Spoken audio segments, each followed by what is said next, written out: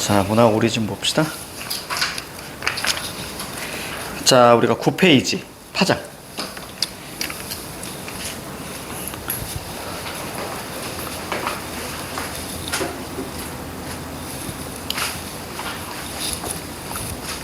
녹화가 잘 되죠.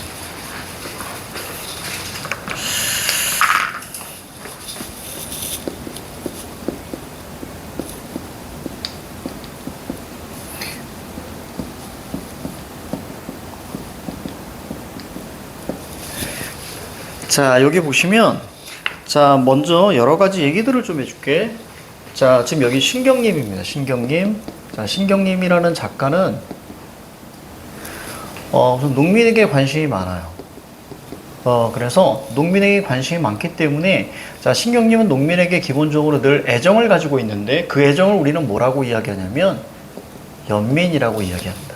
왜냐면 농민들의 삶은, 왜냐면 전체적으로, 자, 가난하거든요. 자, 가난은 고달픈 삶이기 때문에, 자, 이 정도로 좀 적어 놓으세요. 모든 작가에 대해서 알 필요는 없다. 하지만 꽤 중요한 작가들은 쌤이 아주 가벼운 핵심, 자, 그런 정보들만 알려줄 테니까 그런 정보는 알아두면 굉장히 큰 도움이 될 거예요. 그래서 신경님, 자, 농민에 관심이 많다. 자, 우리가 읽으셔야 되는데요. 자, 먼저, 자, 지금 부조리한 시대 현실 중심으로 가셔야 돼요. 자, 왜냐면 먼저 흐름을 한번 볼게요. 현대시. 자, 계속 반복하면서 볼 거예요. 자, 현대시는 세 가지로 볼 수 있는데, 자, 첫 번째는, 자, 부조리한 시대 현실. 자, 부조리 시대 현실. 그 다음에 두 번째, 대상의 부재 및 결핍.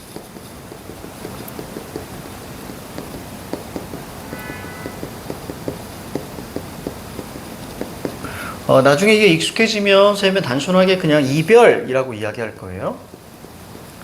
자, 그 다음에 세 번째.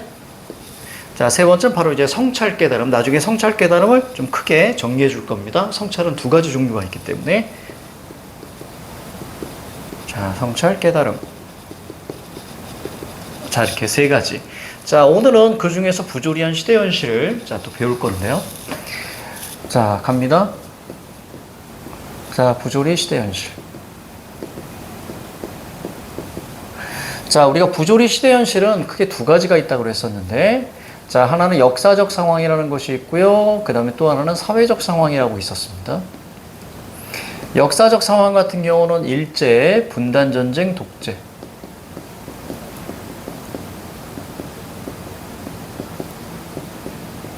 자, 그 다음에 사회적 상황은 우리가 산업화와 도시화입니다.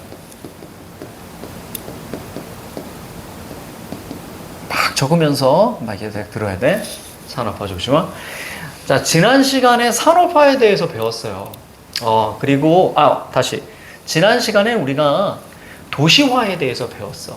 자, 오늘은 이제 산업화에 대해서 배울 건데, 자, 중요한 건 요즘에는 산업도시화를 하나로 묶는다고 했습니다. 산업도시화 하나로 묶어. 하지만 지금 처음 배울 때는 우리가 기본으로, 자, 지난 시간에 도시화는 물질문명이라고 배웠고요.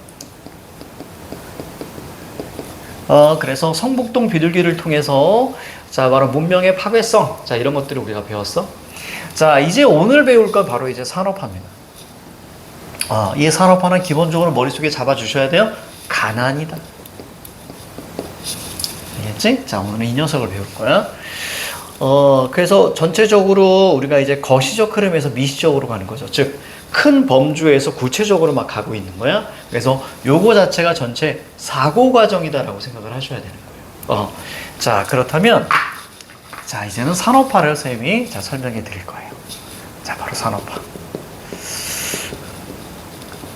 자, 이것은 기본적으로 이제 부조리한 시대 현실이기 때문에, 그러면 뭐가 부조리니? 라는 걸 생각을 해줘야 돼. 바로 산업화의 부조리는, 자, 바로 억압과 착취입니다. 근데 기본적으로 시에서는 착취 중심으로만 보시면 돼요. 자, 그리고 이 산업화는 부정이잖아. 그치? 자, 그럼 이 두 가지에 대해서, 자, 어떻게 표현할까, 우리는? 세 가지의 이미지로 표현한다 그랬을 거예요, 쌤. 그치? 자, 첫 번째는 우리가 어둡다 이미지로 많이 표현하죠. 그래서 어둠, 밤 이런 방식으로 표현하고요. 자, 두 번째 차갑다 이미지로 표현한다고 했습니다. 그래서 차갑다 이미지니까 겨울, 눈 이런 식으로 표현하고요. 그 다음에 세 번째는 거세다 이렇게 표현한다 그랬어요. 그래서 뭐 매서운 바람이랄지 비바람, 눈보라 자 이렇게 우리가 표현을 합니다. 자, 이런 이미지로 표현하고요. 자, 그리고 나서 여기 우리가 농민이 있는데 사실 농민뿐만은 아니에요. 왜냐면 이 농민이 도시로 올라오게 됩니다. 농민이 도시로 올라오게 돼요. 자, 그러면 농민이 도시로 올라오면 도시 노동자가 되는 거예요. 이 녀석들을 뭐라고 한다고요? 소시민. 이때 이 소시민을 이따가 선생님이 설명할 건데 소외된 이웃이라는 표현을 써요. 저 소외도 선생님이 설명해 줄 거예요. 자, 여기까지 한번 적어봐.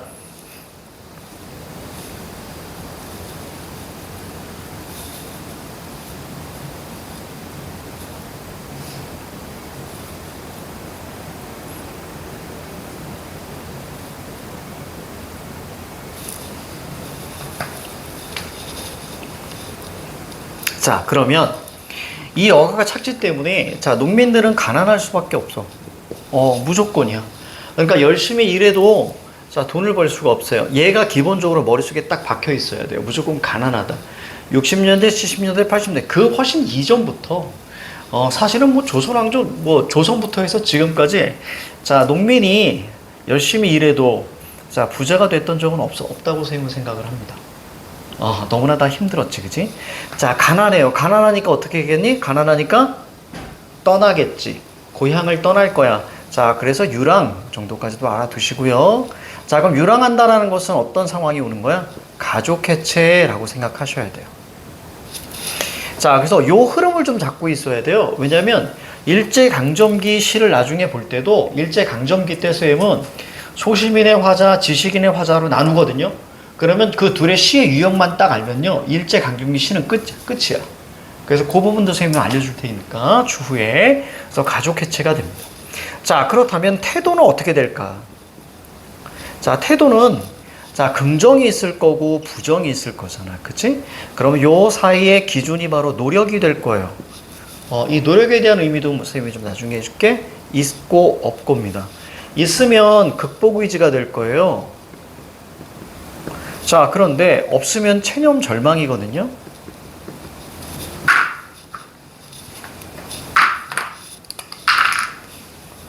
없어요. 그러니까 현대시에서 만약에 소시민 화자, 즉 농민이나 도시노동자가 화자로 등장하면 극복 의지는 전혀 없고 마지막 무조건 이렇게 간다는 얘기야. 결국 시의 흐름이 어떤 방식으로 가게 되냐면 여기 조금 남겨두세요. 여기 조금 남겨둬. 자, 시의 흐름 자체가 자, 마이너스 상황부터 시작을 하는 경우가 되게 많아요. 마이너스 상황이 시작해서 그럼 여기서 느껴지는 어떤 여러 가지, 즉 정서적 반응은 전부 다 마이너스로 되겠죠. 그렇죠? 가난하고 힘들다는 얘기가 계속 나오고, 그 다음 마지막 자, 태도는 마이너스. 이게 99%예요. 그러니까 시의 전체 흐름을 우리가 이제 대충 알아낼 수 있는 거죠. 됐죠? 그래서 극복 의지 없고요. 그럼 시 전체 이거 끝나는 거예요. 그러니까 부정적 상황에서 부정적 정서적 반응이 힘들어 계속 나오는 거야. 그럼 마지막에 졸라 힘들어 이러고 끝나는 거야. 극복 의지가 없어요. 됐죠? 자, 그럼 봐봐. 농민이 열심히 살다가 나중에 쌤이 왜 이렇게 되는지 60년대 70년대, 80년대까지 해서, 역사적인 얘기를 좀 나중에 해줄게요. 역사적인. 왜 이런 상황이 될 수밖에 없는지. 자, 그러면, 농민이, 자, 서울로 올라와서, 혹은 이제 공단이 있는 쪽으로 가서, 그치? 도시노동자가 되잖아요. 그러니까 이 사람은 원래 농민이었던 사람들이야. 그러니까 얘는 당연히 뭘 그리워하겠니? 그렇죠. 고향을 그리워할 수밖에 없는 거예요. 그렇죠? 고향을 떠나왔으니까. 그치? 자, 이 그리움이죠. 왜냐면 이것은 마음의 정처거든요. 그래서 우리가 고향에 대한 어떤 그리움, 향수, 이거에 관련된 시가 많을 수밖에 없는 거예요. 됐죠? 그래서 그 시대, 60년대, 70년대, 80년대, 그 시대를 이해해야 되는 게 맞아. 알겠지? 그러면 그 시대가 반영된 그런 시들을 우리가 배우게 되는 거고, 그런 사람들이 너무 많으니까 그것이 보편성으로 자리 잡고, 그런 시가 나오면 사람들은, 보고 감동을 느끼는 거죠. 그래서 이게 문학성이 되는 거야. 자, 얘 얘기 잠깐 해줄게요. 소외된 이유 얘기해 줄게. 자, 이들은 열심히 일했는데도 불구하고, 자, 부자가 될 수 없었어. 그치? 그러니까 경제적인 것으로부터도 소외. 됐죠? 그러면 법이라는 것은 사실은 소외된 이들을 위해서 존재해야 돼. 이들을 보호해야 되는 거거든? 사실은, 자, 이렇게 돼야 되는데, 자, 그 당시 법은 가진 자가 더 많이 갖기 위한 그런 법을 중심으로 사실 해왔기 때문에 법으로부터도 소외. 그렇죠? 그래서 이 소외라는 개념은 철저하게 자, 어떤 문학적 개념은 아니고요. 사회적 개념입니다. 그래서 그냥 단순히 이들은 소외된 이웃이야 라고 얘기하면 안 되는 거죠. 이해하죠? 우리 아버지만 봐도 그래. 우리 아버지 농민이었고, 근데 너무나 가난해서, 군대를 가셨죠. 그러다가 이제 군에서 어떠한 일 때문에, 자, 전역을 하시고, 그리고 나서 노동자의 삶을 계속 오셨어요. 그러니까 그때로 따지면 국민학교? 그러니까 지금 초등학교라고 하잖아. 국민학교만 졸업하셨기 때문에. 그래서 국민학교만 막 졸업하셨고, 그러니까 원래는 군대를 갈 수가 없는데 자원 입대를 하셔서 이렇게 북파 간첩 훈련을 받으셨어. 그러니까 이 양반이 좀 세. 좀 세. 그러니까 이런 거 있잖아. 그 용선아 이렇게 부르는 게 아니라 용선아 이런 스타일이야. 이리 와! 뭐 이런 스타일이야. 막 세. 그래서 그랬던 양반이고. 그러니까 평생을 몸으로 쓰는 왜냐면 학벌도 좋지 않고 기술도 없으니까 그래서 몸으로 쓰는 것만 계속. 지금도 올해가 마지막이신 것 같아. 올해 이제 70이 훨씬 넘으셨는데 아직도 일하시거든. 예전에 60이 넘으셔서 아버지 좀 이제 쉬세요. 이제 두 아들 이렇게 됐으니까 쉬세요. 그랬더니 딱 쉬시니까 바로 아프시더라고. 그러니까 평생을 이렇게 막 열심히 일하신 분이었는데 그래서 근데 이렇게 모아놓은 재산도 없고 뭐 없어. 빚이 있었는데 나랑 이제 두 아들이 그 빚을 다 갚고 꽤 빚이 좀 컸는데 다행히도 이제 두 아들이 이제 다 갚고 그러다 보니까 평생을 열심히 사셨는데 계속 가난할 수밖에 없어. 그러니까 참 운도 지질이 없어. 그러니까 그 여러 가지 그런 어떤 법적인 것들을 통해서 아버지를 좀 보호해 줬으면 좋겠는데 그런 것도 많이 없어서 사기도 당하시고 막 저기 오랜만에 그러니까 그나마 일해서 집을 장만했는데 무허가 집이라 그래가지고 헐리고 막 난리였어.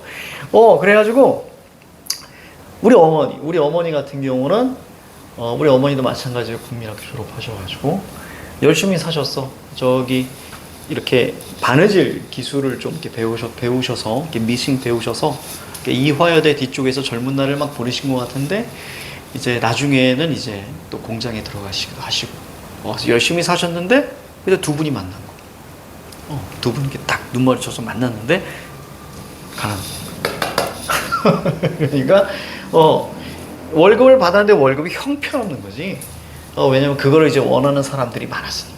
그러니까 수요 공급에 따라서 그 일자리를 원하는 사람이 많으니까 당연히 급여는 계속 내려가는 거죠. 그래도 또 온갖 또 말도 안 되는 막 그 뭐 복지 이런 게 어디 있어? 그러니까 하루에 막 12시간씩 막 14시간씩 막 이렇게 일하시던. 그런데 가난해. 이런 걸 부조리라고 하는 거예요. 열심히 일하면 일한 만큼 즉 땀의 대가가 존중받는 사회가 돼야지. 땀의 대가가 존중받는 사회. 점차 그렇게 나아가는 것 같아서 좀 이렇게 좋습니다. 자, 그래서 이런 게 가장 이제 기본적으로. 자, 그러면 거기에 먼저 우리가 보시면 지금 미리 좀 말씀드린 요걸 읽어보시면 사실은 이제 먼저 제목부터가 좀 어려울 수 있는데 우선 작가 신경님 그 머릿속에 뭐가 떠올라야 돼? 요런 게 우리가 살짝 머릿속에 잡아주고요. 그리고 나서 이제 제목 보니까 파장이라고 있어요. 자, 파장에다가 장이 파하다. 이 장이라는 것은 그냥 시장 정도로 보시면 돼요. 장이 파하다, 즉 끝나다 이런 뜻이에요. 그러니까 시장이 끝난 거예요. 그러니까 옛날에는 저기 뭐가 있죠? 5일장, 그렇지? 7일장, 9일장 이렇게 있었단 말이야.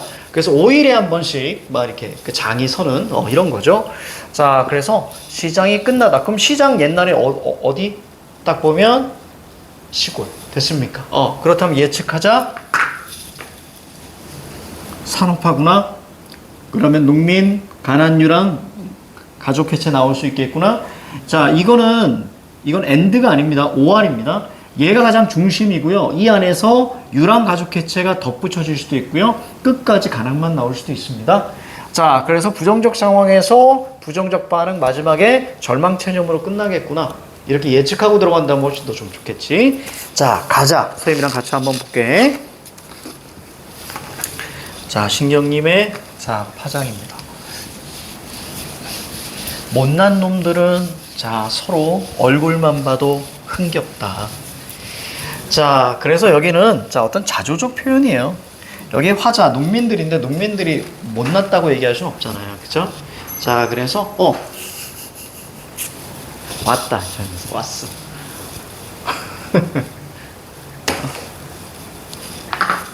자, 좀 기다려보자. 저 녀석이 웃는 모습이